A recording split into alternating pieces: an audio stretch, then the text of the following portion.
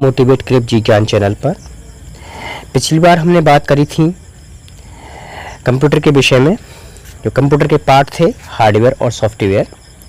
अगर आप हार्डवेयर और सॉफ्टवेयर के बारे में ज़्यादा से ज़्यादा जानकारी प्राप्त करना चाहते हैं तो मेरी पिछली वीडियो को आप देख सकते हैं। वहाँ से आपको हार्डवेयर और सॉफ्टवेयर के विषय में ज़्यादा से ज़्यादा जानकारी मिल जाएगी। लेकिन आज हम कंप्यूटर का जो तीसरा पार्ट है हार्डवेयर का पार्ट, वो मेमोरी है, उसके विषय में बात करते हैं। जैसे हार्डवेयर के 4 पार्ट किए थे मैंने पिछली वीडियो में, इनपुट, आउटपुट, प्रोसेसिंग और मेमोरी।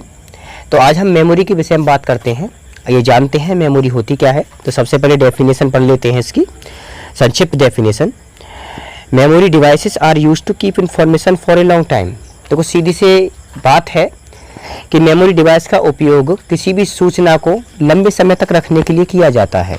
जैसे मान लीजिए जिस प्रकार से हम किसी भी इंफॉर्मेशन को अपने माइंड में बैठा लेते हैं, स्टोर कर लेते हैं और बहुत लंबे समय तक उसे याद करके रखते हैं, ऐसे ही यदि हम अपने कंप्यूटर में किसी भी इंफॉर्मेशन या डेटा को स्टोर करके रखते हैं तो उसे हम किसी भी समय कभी भी उसे ओपन करके खोल सकते हैं। या कोई भी डेटा या इंस्ट्रक्शन जहाँ स्टोर होता है वो मेमोरी पार्ट ही होता है कंप्यूटर का, जहाँ पर डेटा इंस्ट्रक्शन को स्टोर किया जाता है। तो हम सीधे से शब्दों में कह सकते हैं कि कंप्यूटर का मेमोरी वह पार्ट है जहाँ पर किसी भी डेटा या इंस्ट्रक्शन को आप स्टोर करके रख सकते हो और उसका उपयोग करके आप फ्यूचर में अंडरस्टैंड कर सकते हो और भविष्य में उसका उपयोग भी कर सकते हो। तो अब हम बात करते हैं कि मेमोरी के टाइप कितने होते हैं। तो मेमोरी को डिवाइडेशन जो किया गया है वो 2 प्रकार में किया गया है, प्राइमरी और सेकेंडरी। देखो पहले हम प्राइमरी की बात करते हैं तो प्राइमरी मेमोरी जो होती है इंटरनल मेमोरी होती है। आधुनिक जो मोबाइल हैं या कंप्यूटर हैं, अब तो ज़्यादातर कंप्यूटर के अंदर प्राइमरी मेमोरी का ही प्रयोग किया जा रहा है।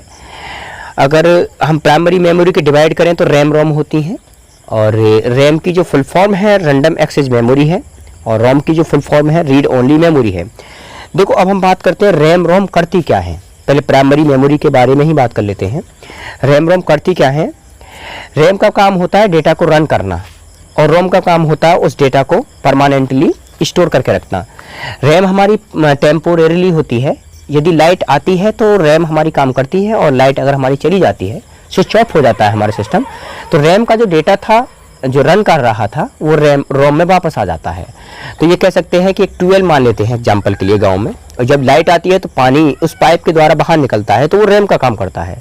और यदि लाइट चली जाती है तो पानी जो पाइप में था वो दोबारा से उस कुएं के अंदर चला जाता है। तो हम वो जो कुआं है उसे हम रोम मानेंगे और जो पाइप है उसे हम रैम। हम दोबारा से बात करते हैं, रैम का प्रयोग कंप्यूटर के अंदर जो डेटा है उसको रन करने का होता है, और रोम का काम होता है कंप्यूटर के अंदर जो डेटा है उसे परमानेंटली स्टोर करने का।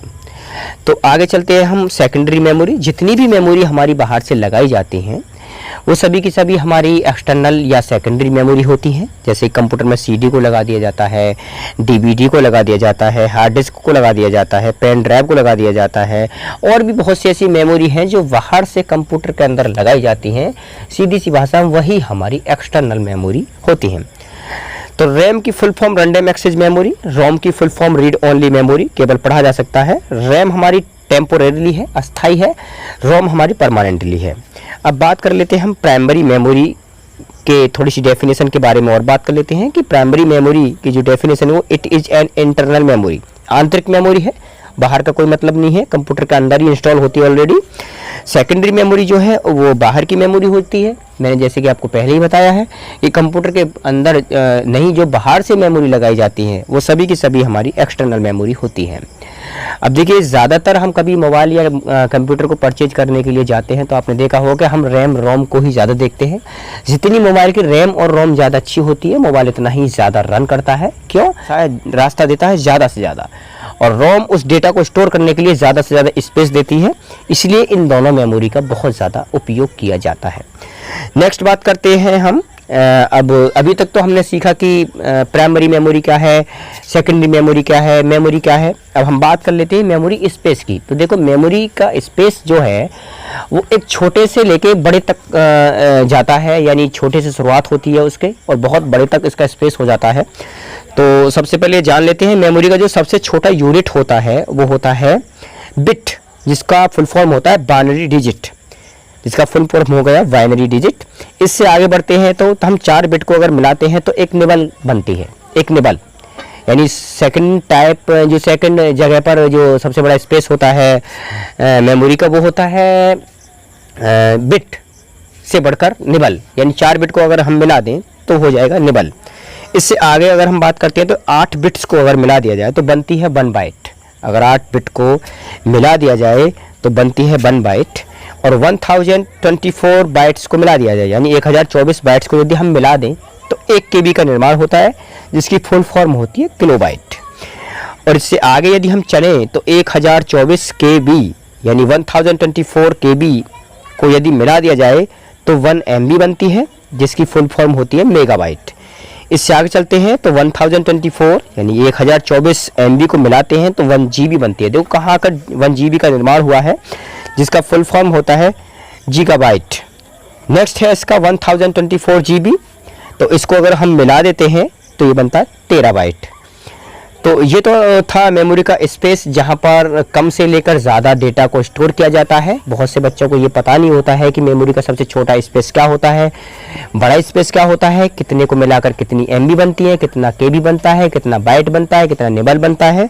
तो ये मेरी बेसिक नॉलेज थी, इस पर आप थोड़ा सा ध्यान दोगे तो आपके लिए ये नॉलेज आगे तक काम करेगी।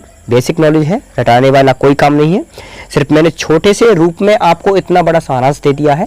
हालांकि इसी छोटे से रूप में बड़ी से बड़ा चैप्टर CBSE बोर्ड या किसी भी कंप्यूटर कोर्स के अंदर रख दिया जाता है, लेकिन मैंने आपको सिर्फ छोटे से पेज के अंदर, 2 पेज हैं मेरे पास में, छोटे से पेज के अंदर मैंने ये सारी आपको जानकारी दे दी है।